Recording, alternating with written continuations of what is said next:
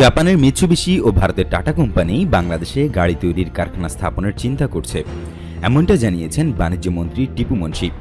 সচিবালয়ে বাংলাদেশে নিযুক্ত সুইজারল্যান্ডের রাষ্ট্রদূত ন্যাথালি চুয়ার্ডের সঙ্গে মতবিনিময়ের সময় তিনি এইসব কথা বলেন।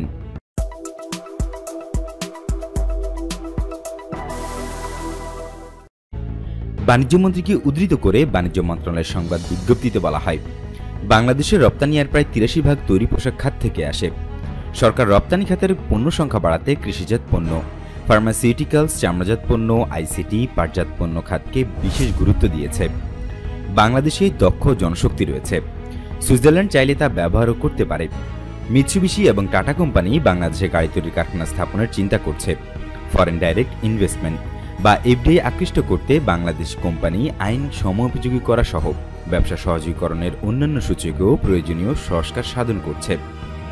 টিপু মুনশি জানান, দেশের বিভিন্ন স্থানে ১০০টি স্পেশাল ইকোনমিক জোন গড়ে তোলার কাজ দ্রুত এগিয়ে চলছে।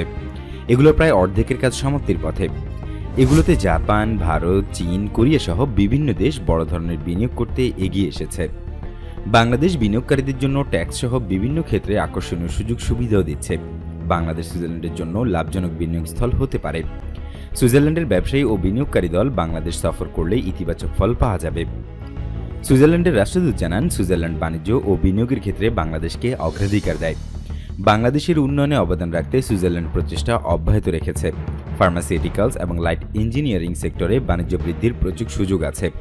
উভয় দেশের মধ্যে একটি বৈঠক করার প্রস্তাব দিয়ে রাষ্ট্রদূত বলেন, এতে বাণিজ্য ও বিনিয়োগের ক্ষেত্র চিহ্নিত করা সহজ হবে।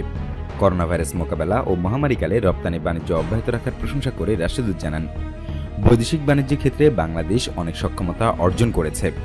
নভেম্বরে বাংলাদেশের সঙ্গে সুইজারল্যান্ডের বাণিজ্য বৃদ্ধি ও বিনিয়োগের উদ্দেশ্যে একটি বৈঠকে একমত পোষণ করা হয়।